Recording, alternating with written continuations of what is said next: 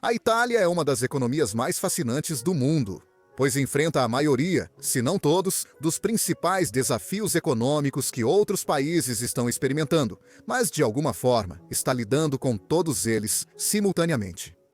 A Itália enfrenta altos níveis de dívida nacional, população envelhecida, fuga de jovens qualificados, desigualdade regional, crescimento lento, receitas fiscais instáveis e perda de competitividade industrial global. A Itália é um excelente estudo de caso de um país que enfrentou desafios como globalização, friendshoring e comércio restrito. Questões que preocupam muito países como Estados Unidos da América, Rússia, China, Estados do Golfo e a própria Europa. Essas incógnitas são algo com que a Itália vem lidando há décadas, o que explica parcialmente o declínio econômico do país nos últimos 15 anos. O que parece ruim, mas é estranhamente algo que, por um lado, a economia está lidando e, por outro lado, tornou-se o lar de algumas das maiores taxas de pobreza na União Europeia. Uma coleção de países que as pessoas normalmente associam a uma riqueza relativa, comparados à maior parte do mundo. Mesmo com semelhanças imperfeitas, economistas ainda podem aprender muito com esses desafios e ter uma visão do possível futuro de nossas próprias economias. A Itália possui fascinantes características econômicas que merecem ser exploradas individualmente, nem que seja apenas por serem muito interessantes. A Itália, Alemanha e França representam mais de 50% da produção econômica total da União Europeia, que coletivamente é a segunda maior economia do mundo. Apesar da escala impressionante, a economia da Itália pode ser maior do que o governo admite. Nos últimos anos, o mercado negro foi responsável por até 1/4 da produção econômica total da Itália. E enquanto a suposição lógica aqui seria pensar no padrinho, a realidade é ainda mais estranha e interessante. Para compreender os ensinamentos da economia italiana, precisamos responder algumas perguntas básicas. Como uma das economias avançadas de maior crescimento no mundo, parou de crescer quase instantaneamente, não uma, nem duas, mas 3 vezes? O que o Brasil acertou e errou ao enfrentar seus inúmeros desafios? Quem de fato foi responsável pela estagnação econômica brasileira? A Itália foi impactada por uma desigualdade destrutiva única.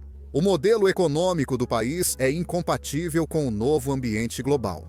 A economia italiana atingiu o pico em 2008 e desde então tem sido estagnada, com um declínio geral lento, perdendo cerca de 20% de sua produção econômica nominal na última década. No entanto, olhando mais para trás na história, revela-se que isso não é novidade para citar a Itália.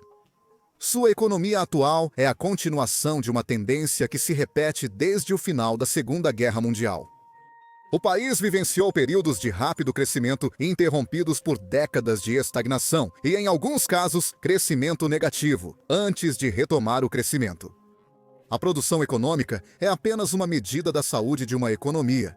Mas este gráfico básico nos conta uma história interessante sobre como a Itália chegou à situação atual.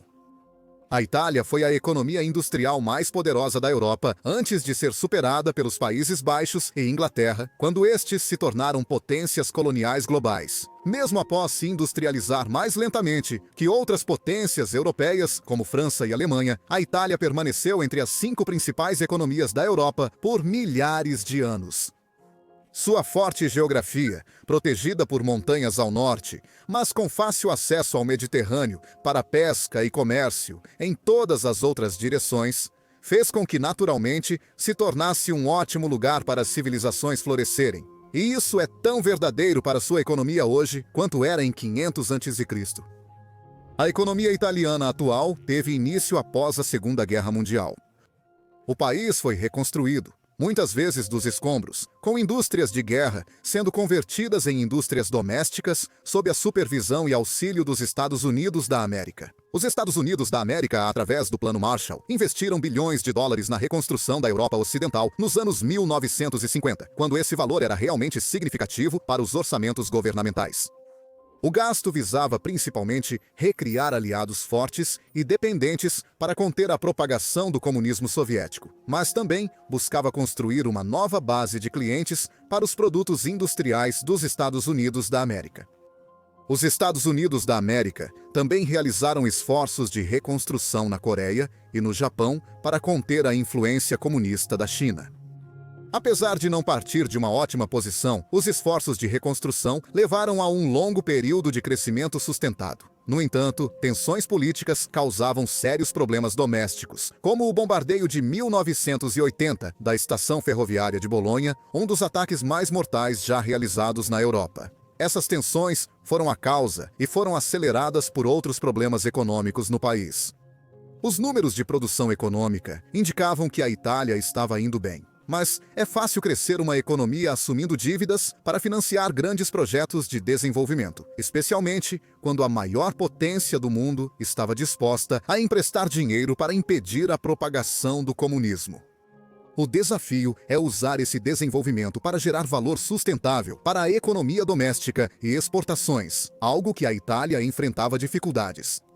Após o declínio dos esforços de construção e reconstrução e a falta de financiamento, a economia italiana entrou em sua primeira década moderna de estagnação, que durou cerca de 6 anos. Nesse período, o governo italiano enfrentou desemprego em massa, grande dívida, alta inflação e desafios externos, como o aumento dos custos de energia para os combustíveis fósseis, dos quais suas jovens indústrias se tornaram muito dependentes. Apesar de não serem boas, as desacelerações econômicas são uma oportunidade para um país mudar políticas e reduzir as indústrias que causam os problemas. Durante essa primeira estagnação, foi exatamente isso que aconteceu. O país se reestruturou, focando menos em construir infraestrutura e mais em usá-la para criar produtos vendáveis mundialmente.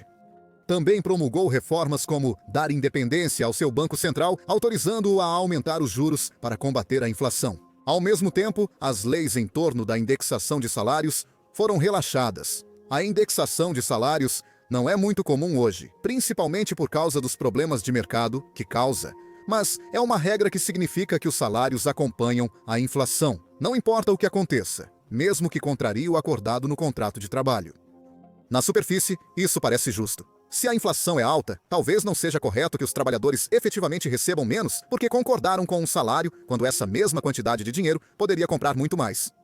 O problema é que a indexação automática de salários acelera um processo perigoso na economia, a espiral de preços salariais. Com a alta da inflação, os trabalhadores demandarão maiores salários para manter o poder de compra frente ao aumento dos preços de bens e serviços. Se as empresas aceitarem pagar salários mais altos, terão que elevar os preços para manter a rentabilidade, o que causa mais inflação novamente. O único fator que impede muitas economias de enfrentar esse problema é a defasagem entre a inflação e a demanda por aumentos salariais. Com a inflação baixa, muitos não perceberão que seus salários não estão acompanhando, o que é ruim para eles, mas atua como uma força moderadora na economia. Se os salários são ajustados automaticamente com a inflação, como ocorria na Itália nesse período, isso apenas acelera e dificulta a correção desse processo, conhecido como espiral salário-preço. A estagnação foi dolorosa para a Itália, mas, ao forçar mudanças necessárias, ela voltou como uma das economias de crescimento mais rápido no mundo e na história. Entre 1985 e 1992, a Itália triplicou sua produção econômica em um boom industrial impulsionado pelas exportações. O Brasil tem uma grande vantagem nesse quesito, difícil de notar somente pelos dados econômicos. Clientes internacionais pagam a mais por produtos italianos devido à forte reputação do país por artesanato de alta qualidade e habilidade na produção de itens variados, desde carros velozes até bolsas de luxo e azeite de oliva. Se um produto exportado tem o logotipo Made in Italy, seu preço pode ser maior do que o de concorrentes da maioria dos outros países, e muitos consumidores ainda pagariam um preço prêmio por ele. Certos países adotam medidas extremas para superar concorrentes internacionais e aproveitar todas as chances de fornecer os bens mais baratos e competitivos ao mercado global. O fato de a Itália poder agregar tanto valor apenas produzindo dentro de suas fronteiras é uma enorme vantagem desfrutada por poucos países ao redor do mundo. Infelizmente, esses bons tempos não duraram para sempre, pois o rápido crescimento levou a problemas subjacentes na economia italiana. A dívida voltou a crescer, conforme governo e população tomavam empréstimos irresponsavelmente, apostando em mais crescimento futuro. O país também tinha problemas com a evasão fiscal. As pequenas indústrias, base do milagre das exportações italianas, eram difíceis de tributar. Aproveitar os fracos controles governamentais e brechas mal planejadas para pagar pouco ou nenhum imposto virou quase um passatempo nacional. Reduzir impostos e restrições do governo enquanto aumenta os gastos através da dívida é uma política econômica expansionista clássica, querendo ou não. Embora o governo não tivesse essa intenção, isso provavelmente era o que o país precisava para superar a crise dos anos 1980. Porém, para ingressar na zona do euro e poder utilizar a nova moeda da União Europeia, a Itália precisou se adequar. Ele precisou reduzir a dívida e melhorar a arrecadação de impostos do seu povo. Aumentar a regulamentação, reduzir a dívida e elevar os impostos remove dinheiro da economia, freando o crescimento econômico, mesmo que fosse a medida correta.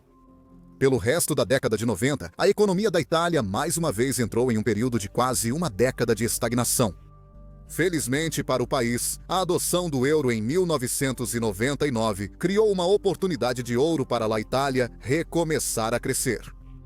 Após uma breve pausa, o país mais que dobrou sua produção econômica em menos de uma década, tornando-se novamente uma das economias avançadas de crescimento mais rápido do mundo.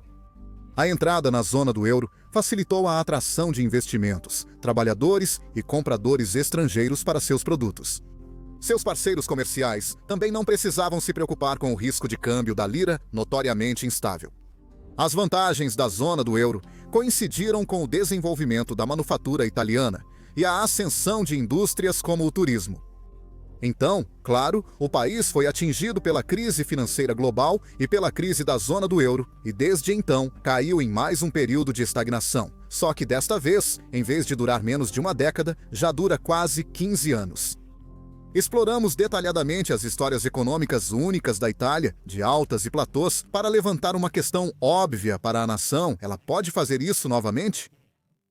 Apesar de ninguém poder prever o futuro, especialmente os economistas, a história sugere que a Itália está atrasada para avançar mais um degrau nesta peculiar escada de produção econômica. Infelizmente, é claro, não é tão simples assim. E há uma série de novos desafios que estão se combinando com alguns dos antigos desafios históricos que estão tornando uma reviravolta italiana característica improvável. O primeiro é simplesmente uma população envelhecida. A Itália tem uma das populações mais velhas do mundo e grande parte de sua força de trabalho está se aproximando da aposentadoria. Isso não seria um problema, exceto que a baixa taxa de natalidade significa que jovens não estão ingressando na força de trabalho para compensar as pessoas que estão saindo e que, infelizmente, se tornarão um dreno nos recursos. Esse problema também foi agravado pela alta taxa de jovens graduados italianos que se mudam para países onde podem ganhar mais com suas habilidades. No início deste ano, conversamos com o professor Bilari, da Universidade de Bocconi, na Itália. Como um economista renomado e mentor direto de alguns dos alunos mais brilhantes da Itália, ele nos proporcionou uma perspectiva fantástica sobre este problema. Na verdade, a Itália ela é um emissor líquido de graduados, né, em vez de um receptor líquido, e essa é uma das partes que o país está reclamando. Então, adoraríamos atrair mais pessoas com um diploma em vez de deixá-las ir para outros países. Então, eu acho que do ponto de vista do país, isso é um problema, né, especialmente se você é um dos países emissores. No entanto, deixe-me dizer duas coisas sobre isso. Uma é que, do ponto de vista individual, ter mais liberdade de movimento certamente dá o incentivo certo aos indivíduos. Você quer construir uma boa vida? Você tem boas ideias. É fantástico para o mundo permitir que essas pessoas se movam. O segundo ponto de vista é que temos que entender, da perspectiva da competição por talentos, que os países que estão perdendo esses indivíduos, talvez porque eles tendem a ser super educados para o nível da economia naquele país, devem pensar seriamente sobre as oportunidades que em um país específico ou região são dadas a esses indivíduos. A adesão à União Europeia agravou o problema, pois estudantes italianos podem trabalhar em países como Alemanha, França, Holanda ou Luxemburgo, sem precisar de visto, devido à política da União Europeia de livre circulação de trabalhadores entre os Estados-membros. Elevar os salários poderia ajudar a reter os jovens italianos qualificados, mas as indústrias do país não conseguem mais competir com seus principais rivais europeus por não serem tão produtivas. O tamanho médio de uma empresa italiana é consideravelmente menor comparado a outras economias europeias desenvolvidas. A Itália tem em média 3,6 trabalhadores por empresa, enquanto a média para a Europa Ocidental é 15, ou seja, 4 vezes mais trabalhadores por organização. Em economias industrializadas, o tamanho importa, e empresas maiores são capazes de produzir itens mais especializados e com maior valor agregado. Na maioria das indústrias avançadas, adicionar um trabalhador é vantajoso, pois permite que cada funcionário se especialize em um aspecto da produção e o faça muito bem. Os automóveis são uma das maiores indústrias da Itália e provavelmente o primeiro exemplo que vem à mente quando se pensa em manufatura italiana. 10 empresas com um empregado cada, fabricando carros do zero, produzirão menos em um ano do que uma empresa com 10 funcionários, cada um focado em uma parte da montagem do carro. Se um funcionário só monta o motor, ele pode se tornar especialista nisso. Uma empresa com 10 funcionários pode investir 10 vezes mais em ferramentas para eles, resultando no mesmo custo por empregado, mas com ferramentas mais especializadas. O trabalhador especializado em motores pode ter ferramentas específicas para essa tarefa, enquanto o que faz o carro inteiro precisa dividir o orçamento de ferramentas para todo o processo, tornando-as menos especializadas e eficientes. Ferramentas para construir carros são uma coisa, mas as empresas italianas realmente falharam em investir em tecnologia. Computadores e tecnologias relacionadas ampliaram significativamente o valor econômico que um trabalhador pode gerar diariamente. Um exemplo clássico é que um contador usando Excel pode produzir tantos relatórios financeiros quanto 10 contadores com Abacus. As pequenas empresas italianas estão atrasadas na adoção de tecnologia em comparação com o resto da Europa, que por sua vez está atrás dos Estados Unidos da América e de várias economias asiáticas. Além de aumentar a eficiência dos investimentos industriais, a tecnologia se tornou uma indústria massiva por si só, com a maioria das maiores empresas do mundo sendo de tecnologia. A Itália se beneficia dessas indústrias caseiras, pois ajuda a manter sua reputação como um lugar onde as empresas priorizam qualidade em vez de quantidade na produção de bens luxuosos. Mas países como Reino Unido, França e Alemanha conseguem o mesmo sem realmente fazer a troca por tamanho.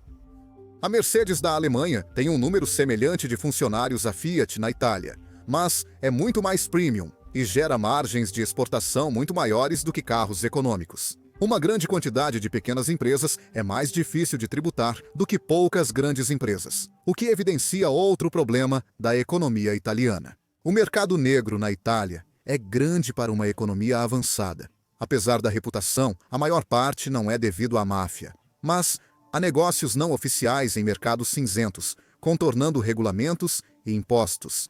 No passado, até 25% da economia era composta por indústrias de mercado negro. Hoje, essa figura é cerca de 12%, uma melhoria, mas ainda ruim. Isso não apenas custa potenciais receitas fiscais, mas também contribui para problemas sociais. A economia informal permanece grande devido à falta de outras opções para as pessoas. A Itália é uma economia avançada, mas possui altas taxas de pobreza na Europa, especialmente no sul do país, que é significativamente mais pobre que o norte, que ainda enfrenta desafios próprios. Atualmente, a Itália enfrenta alto desemprego, estagnação econômica, população envelhecida, indústrias pouco competitivas e baixas receitas fiscais, alta dívida e aumento dos pagamentos de juros, com menor controle sobre sua própria moeda em comparação ao passado. Aumentar impostos e cortar gastos para reduzir a dívida irá prejudicar as indústrias locais que já enfrentam dificuldades. Pegar mais empréstimos pode levar à falência. Mas não fazer nada provavelmente só agravará a situação. Há uma suposição na economia e na maioria das ciências de que estamos caminhando para uma versão idealizada do futuro, pois é exatamente isso que vem ocorrendo nos últimos 2 séculos. O mundo hoje é milhares de vezes mais rico do que era no início da Revolução Industrial, Mas isso tem sido a exceção e não a regra. A Itália é apenas mais uma entre várias economias avançadas que enfrentam dificuldades crescentes para competir na economia global cada vez mais acirrada. O crescimento econômico desfrutado no passado não é garantia de prosperidade futura.